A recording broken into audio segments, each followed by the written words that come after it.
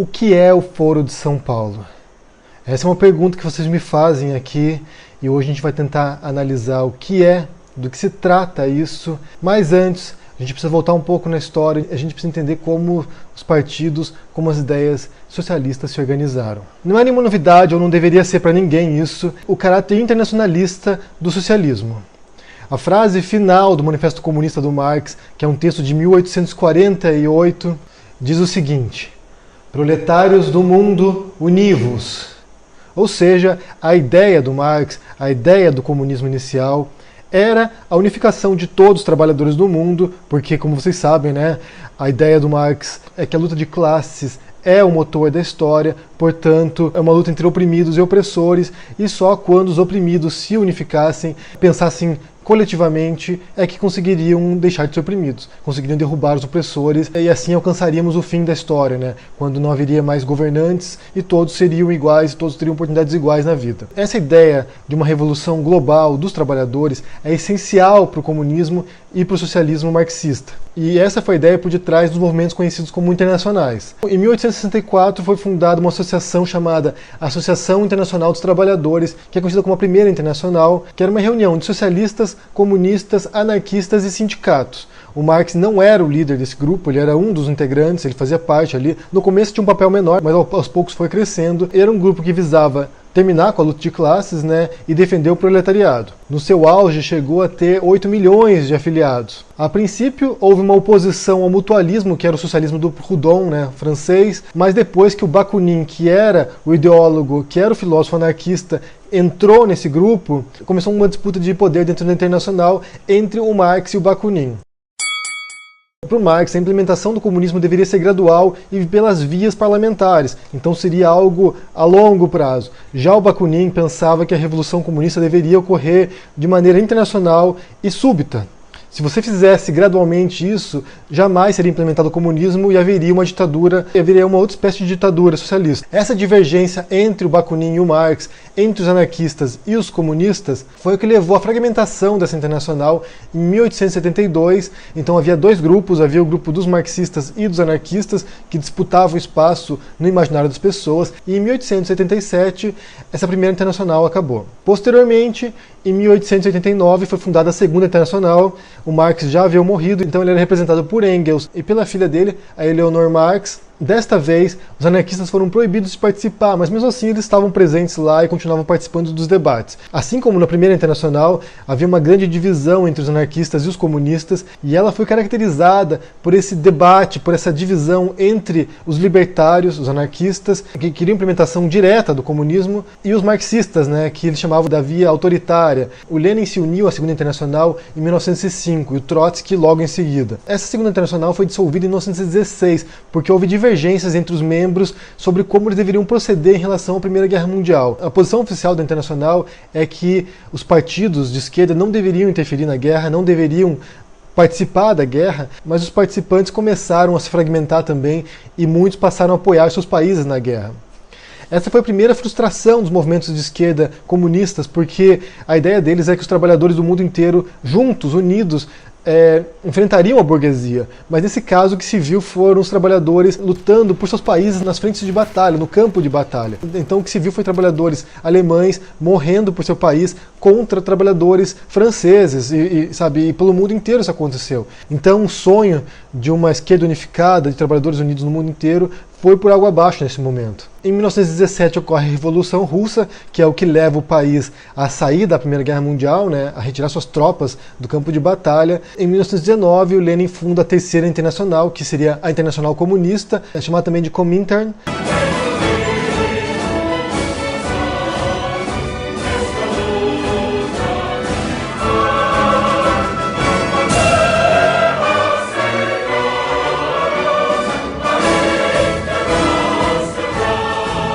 Desse momento em diante, a União Soviética passa a ser o farol ideológico para o mundo inteiro, para todos os países, para todos os movimentos ideológicos de esquerda. Até aquele momento foi a única revolução socialista bem-sucedida. Houve outras tentativas em outros países europeus, na Alemanha, por exemplo, mas que foram suprimidas com violência pelas tropas, pelos governos de seus países. Então a União Soviética passa a ser, de fato, o único exemplo, a única experiência comunista. E o programa deles diz o seguinte: lutar pela superação do capitalismo, o estabelecimento da ditadura do proletariado e da República Internacional dos Sovietes, a completa abolição das classes e a realização do socialismo, como uma transição para a sociedade comunista com a completa abolição do Estado e, para isso, se utilizando de todos os meios disponíveis, inclusive armados, para derrubar a burguesia internacional. Ou seja, era um programa sistemático, global, internacional, para implementar primeiro o socialismo, que seria uma transição para o comunismo. O socialismo seria a ditadura do proletariado e o comunismo seria uma sociedade sem Estado. O Lenin, que foi o fundador dessa Terceira Internacional, ele pensava que se não houvesse uma revolução internacional, se outros países não aderissem ao socialismo, que a Revolução Russa seria sufocada e fracassaria. Então era muito importante que essa mensagem se espalhasse pelo mundo inteiro. O Lenin morre em 1924 e o Stalin ocupa o posto dele como o chefe da União Soviética, como o governante e também como líder da Comintern. Nesse momento, eles já percebem que a revolução não vai se espalhar, que não vai atrair outros países, que isso não vai ocorrer, então o Stalin passa a defender a noção de socialismo em um só país. Então a Rússia seria o país socialista por excelência e todos os demais partidos socialistas, comunistas pelo mundo, todos os movimentos de esquerda deveriam proteger a Revolução Russa. Deveriam olhar para o Stalin e para a Rússia como o exemplo, como modelo a ser defendido e perpetuado. O Stalin empreendeu um regime de terror que perseguiu dissidentes, perseguiu a oposição, causou massacres no país, também perseguiu dissidentes dentro do próprio Comintern. Pelo mundo inteiro ele infiltrou agentes da KGB para poder investigar os movimentos comunistas, para saber quem estava pensando diferente do sistema, e muita gente foi morta. Mesmo em países estrangeiros, a KGB operou e perseguiu quem discordasse do Stalin. Em 1943, o Comintern é dissolvido, porque com a entrada da União Soviética na Segunda Guerra Mundial, que se tornou um país dos aliados, contra o eixo, contra os fascistas, contra os nazistas, então o Stalin preferiu desmantelar o Comintern para que não fosse em oposição aos seus aliados, como a Inglaterra, França e Estados Unidos. No entanto, havia uma quarta internacional que foi fundada por Trotsky em 1938. O Trotsky ele foi um dos expulsos da Rússia por Stalin, ele se opôs ao regime do Stalin, ele era contra a burocratização da União Soviética e por isso ele e seus aliados foram expulsos da União Soviética, então ele funda a Quarta Internacional, isso na França, e esse movimento do Trotsky ele era anticapitalista e anti-stalinista. Segundo ele, o Stalin tinha tomado controle do movimento da revolução e deturpado. Novamente, o Trotsky passa a defender uma revolução socialista global. Então, só seria possível esse modelo se vários países ao redor do mundo, e todo mundo, preferencialmente, se unissem nesse movimento. Segundo Trotsky, socialismo sem democracia era impossível. Só que essa Quarta Internacional ela era muito fraca, era muito fragmentada, então ela não teve relevância global. Ela estava confrontando outros internacionais também, como a stalinista, como a oficial do Comintern, e também o maoísmo, também outros movimentos comunistas pelo mundo. Então não teve grande repercussão. Alguns dizem que já acabou faz muito tempo e outros dizem que ainda existe, mas sem nenhum tipo de repercussão. Então finalmente chegamos ao Foro de São Paulo. O que é o Foro de São Paulo? Em 1989 cai o Muro de Berlim, que simbolizava a divisão entre as duas Alemanhas, a Alemanha Oriental e a Alemanha Ocidental, e também simbolizou o fim dos regimes socialistas na Europa, que culminaria com o fim da União Soviética em 91, que se fragmentou em vários países e depois tornou a Federação Russa. Então, o modelo soviético, o experimento soviético socialista ruiu.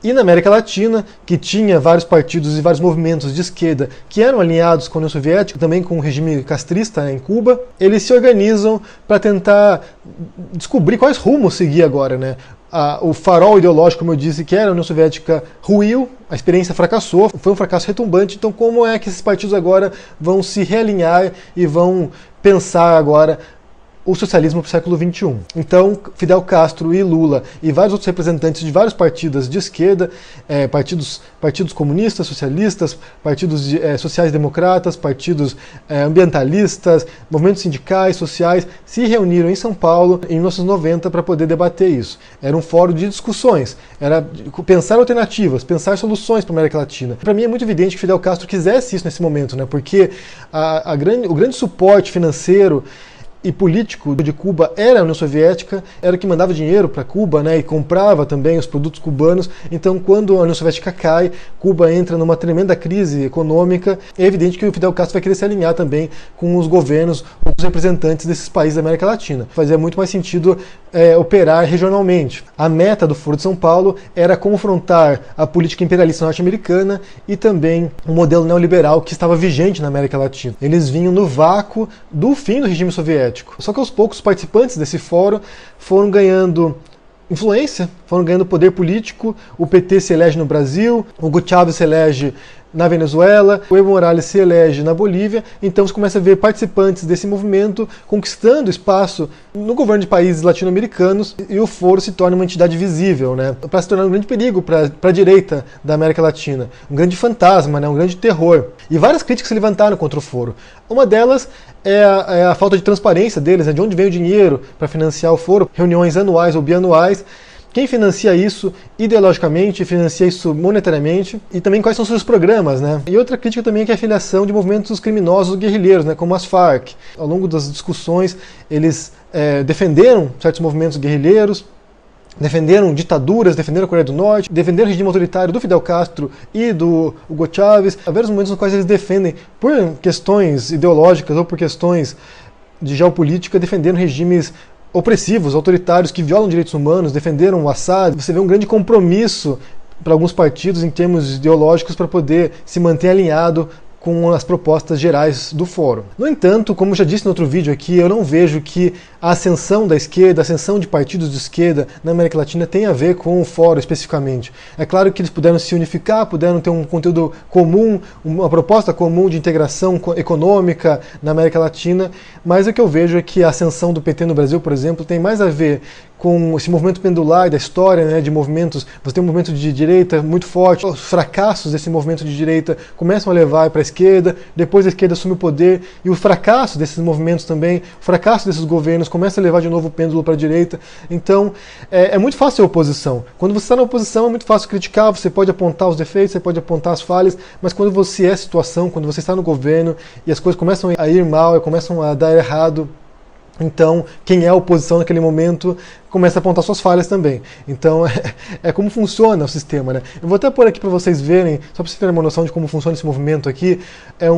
Dois gráficos. Um deles é dos governos que foram democratas e republicanos nos Estados Unidos. Você pode ver que é uma alternância gradual aí. Em alguns momentos há um governo republicano, em outros momentos há um governo democrata. Os republicanos são o vermelho e os democratas são os azuis nesse gráfico. E depois você pode ver também no Reino Unido a alternância entre partidos trabalhistas, né, o Labour, que é o vermelho, e o Partido Conservador, que é o azul. Então é assim que funciona. Quem está no poder começa a fazer cagada e quem está na oposição começa a apontar esses erros. E depois troca, né? Há uma dança das cadeiras. É mais fácil perceber isso em regimes onde há apenas dois partidos, né, que é o caso dos Estados Unidos e do Reino Unido. Então você está tendo essa troca, essa dança da cadeira. Um entra no erro dos outros.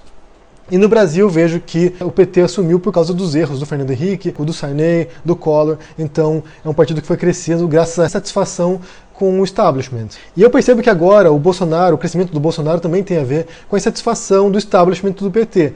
Então vem em oposição. O PT cometeu seus erros, cometeu seus crimes, a corrupção, o aparelhamento do Estado. Então você vem uma ala de direita agora, ou de extrema direita, que vem nesse vácuo também. Aproveita essas falhas para poder crescer. O Foro de São Paulo não é responsável pela ascensão do PT. O PT cresceu graças aos erros dos partidos de direita ou de centro-direita no Brasil. E isso aconteceu em todos esses outros países da América Latina também que subiram ao poder. Você tem vários países que saíram de ditaduras de direita, vários países que se redemocratizaram e que têm candidatos que vêm nessa cola, né? Que fala para as massas, que fala para os trabalhadores, que fala para a população em geral. Então eles pegam na cola desses erros e assumem o poder. É claro que o Foro de São Paulo assusta os brasileiros, porque é uma longa tradição anticomunista no Brasil, isso desde Getúlio Vargas, desde a Segunda Guerra Mundial. O golpe militar de 64 também vem nessa linguagem, nesse discurso, nessa retórica anticomunista, com o medo do comunismo no Brasil. Então é evidente que quem é de direita ou quem é de extrema direita no Brasil vai utilizar esse recurso, vai utilizar esse discurso anticomunista para poder fortalecer a posição conservadora no Brasil. É evidente. Mas como eu disse, no fundo, a ascensão do PT não tem nada a ver com uma articulação regional, mas sim com essa insatisfação popular mesmo que levou um governo que fala para as massas. E eu acho que agora, nesse momento que a gente vê o Bolsonaro está usando a mesma estratégia. Ele está falando para as massas, ele está mobilizando o medo das massas, e é assim que funcionam as democracias. Quem conseguir conquistar a população, quem conseguir conquistar a maioria, leva. Eu vou deixar para vocês aqui na descrição vários links mesmo. Um deles é das atas do Foro de São Paulo, tanto das atas completas aqui até certo ano e também dos discursos de encerramento do Foro de São Paulo. Vocês podem ler lá, consultar, vocês vão ver que não tem nada demais ali, sabe? Não tem nenhum tipo de conspiração ali dentro, tirando apoio a certos governos, apoio a certos movimentos, essa luta anti-imperialista contra os Estados Unidos, então não há nada muito escabroso ali dentro. Você pode ler tudo ali, tem 700 e poucas páginas num dos arquivos aqui, você pode consultar. Eu vou deixar também para vocês as atas das internacionais comunistas, da primeira, da segunda, da Comintern, da quarta. Você pode conferir, essas estão em inglês, mas vocês podem conferir porque estão todas aqui, todas as atas das internacionais. E eu vou deixar também alguns trabalhos acadêmicos aqui que mencionam o Foro de São Paulo ou que trabalham com o tema do Foro de São Paulo, para vocês verem que também não é nenhum bicho-papão. Se eles quisessem ter feito um golpe militar ou uma ditadura comunista no Brasil, eles teriam feito, porque eles assumiram o governo de vários países, a Dilma caiu, então acho que eles não têm tanto poder assim quanto os direitistas pregam que eles tinham. Se eles fossem tão poderosos assim, eles já tinham feito a Revolução Comunista, já tinham tomado o poder e não teriam caído. Então tem vários trabalhos aqui, um deles se chama Foro de São Paulo, uma nova internacional comunista na América Latina. Outro se chama O Foro de São Paulo e a Política Externa do Partido dos Trabalhadores, Convergências e Divergências do Governo Lula da Silva e Dilma Rousseff. E um trabalho bem interessante para vocês conferirem também como funciona essa paranoia coletiva em relação ao comunismo no Brasil, que se chama Estão por trás disso, entre aspas, os mitos de conspiração e sua crença em São Paulo, no qual ele fala sobre esse mito do Foro de São Paulo, do demônio comunista tramando, né, movendo suas cordinhas nas marionetes, assim, né, é interessante para você perceber como isso já vem de longa data, não é algo de hoje. Então confiram esses trabalhos acadêmicos, confiram as atas do Foro de São Paulo e confiram também as atas das internacionais comunistas. Assim você vai ter uma noção do que é isso de fato, de que não é esse monstro que pregam também, não são tão ingênuos, mas também não tem todo esse poder que querem fazer você acreditar que tem. Eu quero saber o que vocês pensam sobre isso, se vocês têm alguma informação sobre o Foro de São Paulo aí, adicional, pode pôr no comentário aqui embaixo, deixa o joinha, assina o canal e a gente se vê por aí. Abraço e até mais. Tchau!